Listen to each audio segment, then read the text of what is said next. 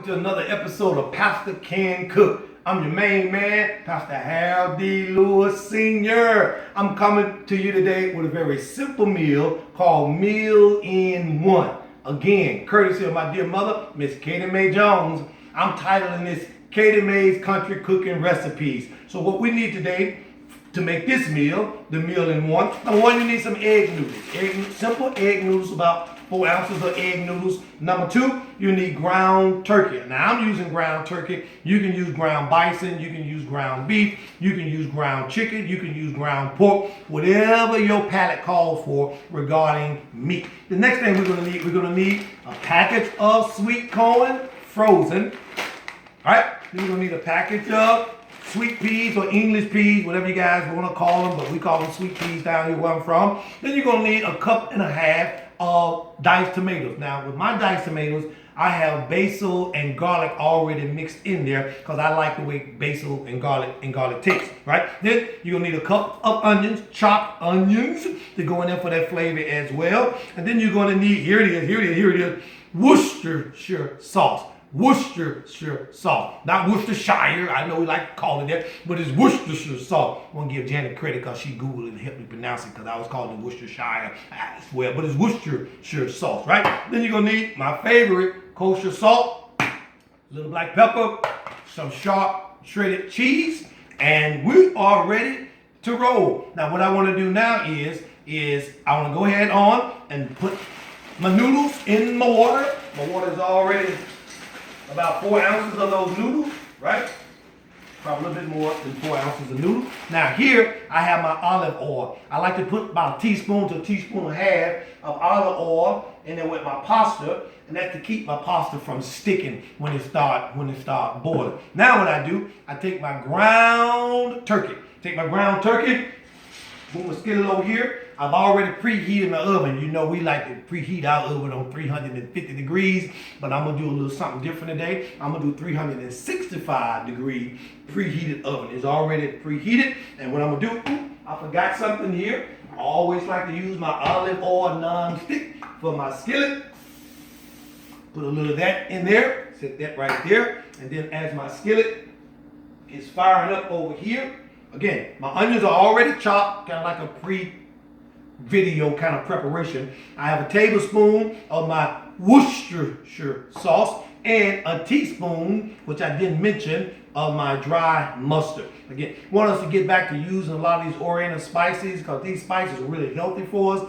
Get away from a whole lot of this salt and pepper. I'm gonna use a little salt and pepper, but you know, all we use when we cook salt and pepper. So if you can get back to using oriental spices, original spices like saffron, dry mustard, garlic, it's really healthy for you. All right, so what I'm gonna do, I'm gonna go ahead and start frying my ground turkey.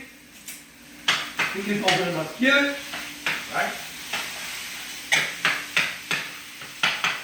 Y'all know how we do it. Right. Now, the key to this preparation also is to go ahead on and saute your onions while you are cooking your ground turkey or your meat, whichever one you cook, right? So that's the key. I got that going.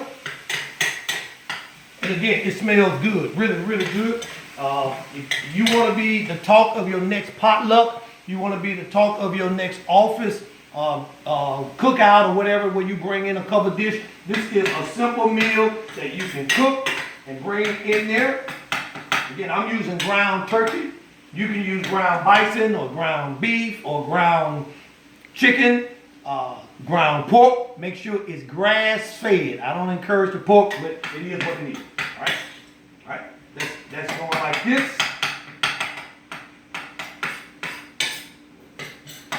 Ground turkey is really browning. The onions are really cooking. Yummy for your tummy. Pastor Can Cook. Don't forget that. Pastor Can Cook. Again, this recipe comes from my dear old mom, Miss Katie Mae Jones, and I call this Katie Mae's Country Cooking Recipes as we are cooking this. Now, here's the key. My ground turkey is almost brown. Just a little more with that. Very simple meal. The preparation time is very simple. The ingredients are very simple.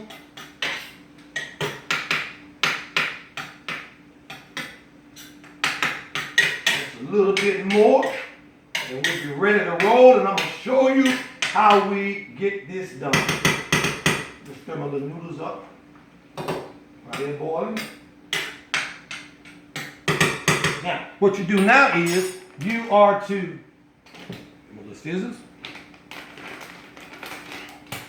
Take a half a pack of this sweet corn, mix it in with your ground turkey, just like this. Take a half a pack of your sweet peas, mix it in like that. Right? Put that over there like that. Do a little bit more stirring. It's called a meal in one, and you'll see why. It's called a meal in one. As I mix these ingredients together, get this going, right? This going. My noodles are cooking over there. While the noodles are cooking, right? Got my onions in there. Got my sweet peas in there. Got my corn in there. Now, what I want to do, I want to take a teaspoon of my dry mustard, add it in there. Take my tablespoon of what? Worcestershire sauce. Worcestershire sauce. I bet you can't say it like I can, right? I practiced it before I came on the video. That's how I know how to say it. Yeah, baby, yeah, baby. Going down today. Why? Because Pastor can cook. Pastor can cook. Excellent. Again, I want to thank my lovely wife. She's a videographer. Also, my coach on these pronunciation of these words. She also helped to cut up my onions. I don't know why or what difference does it make, but she helped me to chop them up. Right? This is really, really going good here.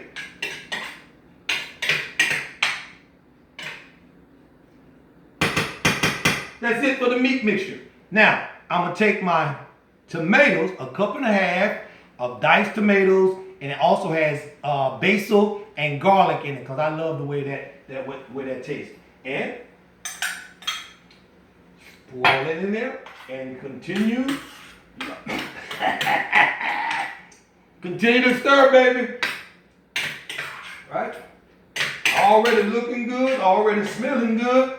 Those red tomatoes really add not only color, but the flavor to it as well. Right? Excellent, excellent, excellent, excellent.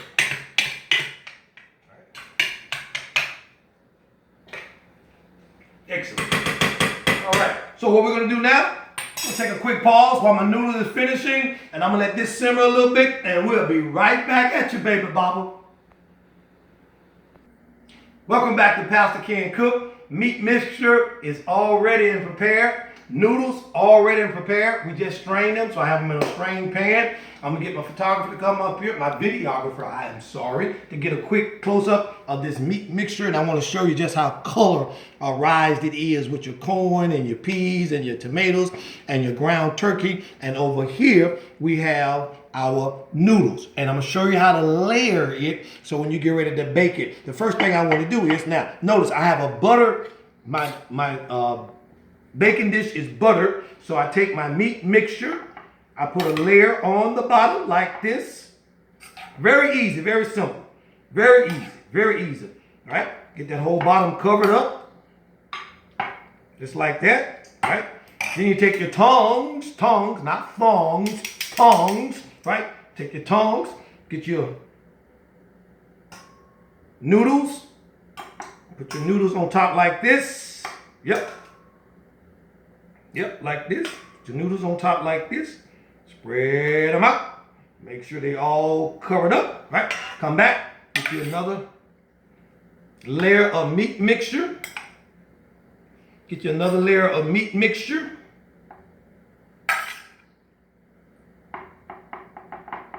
Like this. Like this. Make sure it's all covered.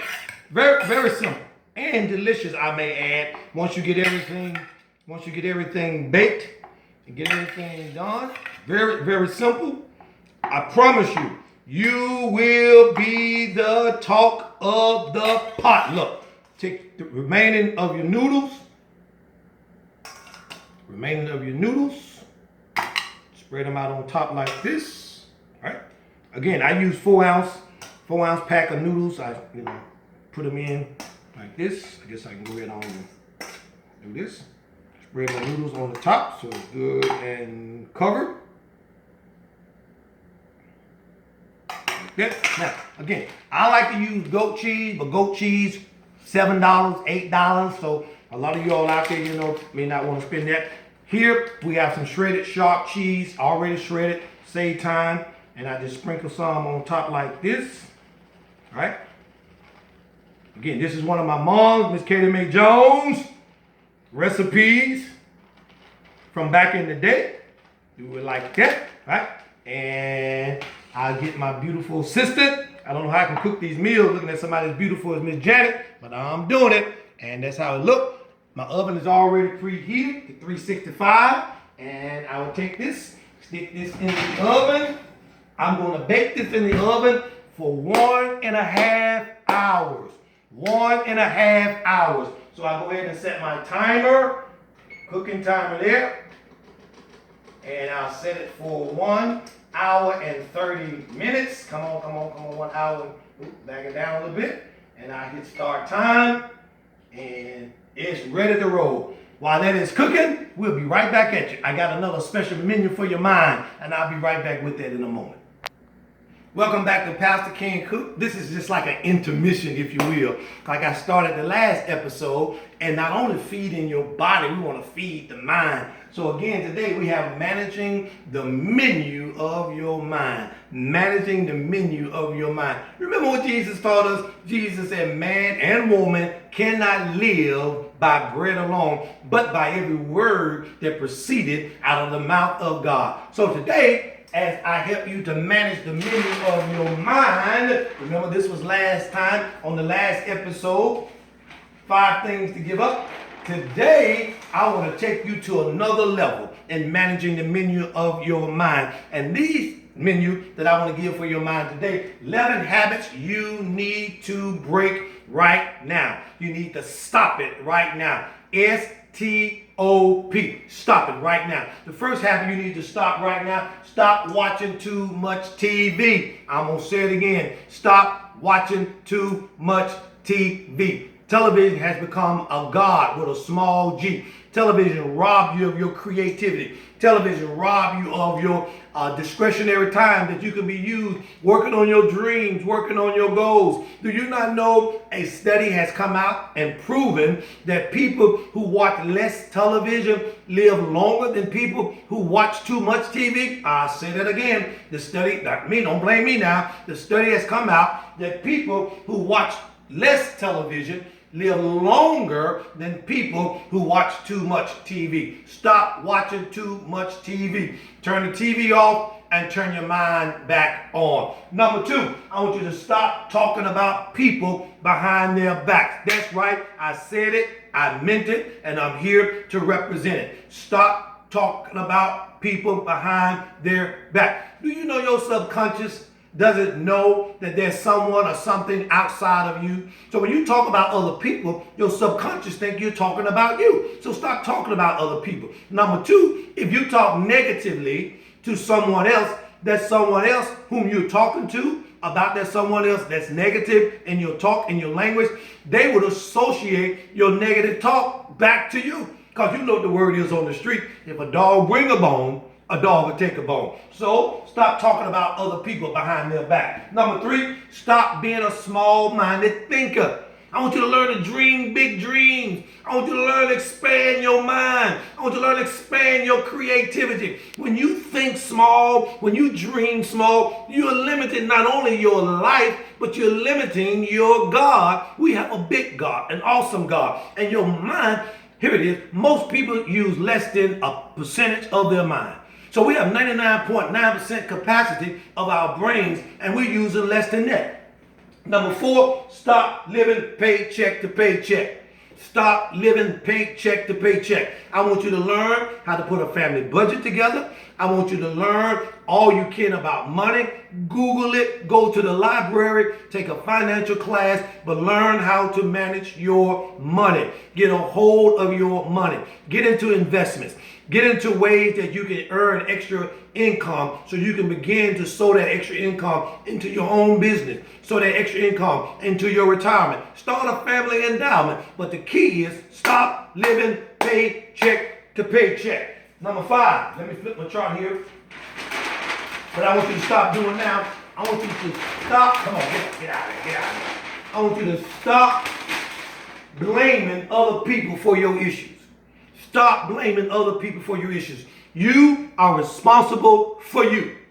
I am responsible for me. No one else, no one but me is responsible for Harold D. Lewis Sr. So stop blaming other people for your issue. It's not your boss's problem. It's not your spouse's problem. It's not your children's problems. It's your problem. Figure it out. Make it happen. Number 6, stop being your own worst enemy. You all you got. Believe in you. Accept who you are. Accept who God has created you to be. Here it is. Repeat after me. The me I see is the me I'll be. No. Here it is. If it is to be, it's up to me. I am responsible for me. Number 7, stop trying to help people who don't ask for your help. Oh, this is a big one here because I used to be guilty of this too. I used to be a help-aholic. I say it again. I used to be a help-aholic. Now, I do not assist people unless they invite me into their situation. They invite me in to either be a coach or a consultant, or they ask me for my opinion. Otherwise, I stay in my lane. There you go. I stay in my lane. Number 8, stop comparing yourself to other people. Don't you know you are rare?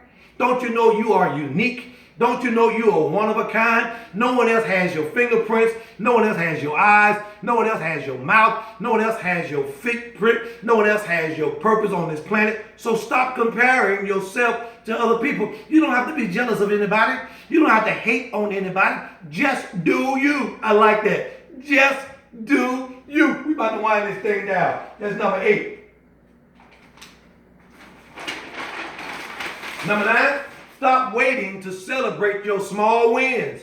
Stop waiting to celebrate your small wins. What this simply means is when you do something, regardless of how small it is, reward yourself. Celebrate yourself. We call them strokes. And what a stroke is an affirmation or some kind of reward that you offer to yourself or to other people. You don't have to wait on other people to celebrate you. You can celebrate yourself. When this meal and one come out the oven, baby Bubba, I'm going to celebrate because I know Pastor threw down. Why? Because Pastor can cook. Number 10, stop saying yes when you want to say no. Stop saying yes when you want to say no. How many times someone has asked you to do something, someone has asked you to borrow money, someone has asked you to go somewhere or to take them somewhere, you really wanted to say no, but you said yes because you didn't want to hurt their feelings. Knowing that it was going to take you off of what your purpose was for that day, it was going to consume your time. Now, I'm not saying don't be giving to people, but what I am saying is when you want to say no, say no. When you don't want to go, don't go. There was a book out some years ago. I don't know if it's still in print. And the title of that book was, When I Say No, I Feel Guilty. Not me anymore. I say no more than I say yes now. I'm going to say that again. I say no more than I say yes now. Unapologetically. No guilt. When I mean no, I mean no. And then number 11, stop thinking you don't have what it takes. Stop thinking you don't have what it takes. Do you not know when you were conceived in your mother's womb, God had already downloaded in you, in your DNA, everything you would need to live on this planet. God had already downloaded your dreams. He had already downloaded your purpose. He had already downloaded your gifts, your talent, your voice. Everything you would need to be who God wants you to be on this planet was already downloaded in you. So stop thinking you don't have what it takes. And then here it is. Tell yourself every day, I am aware that I'm rare. Oh, I like that, baby. I am aware that I'm rare. What you see is what you get. 100 proof. Here it is as I close it out. Say, I am enough. I am enough. These are the 11 habits that I want you to break right now. Stop doing them right now. and I'll be right back with this meal in one. Peace.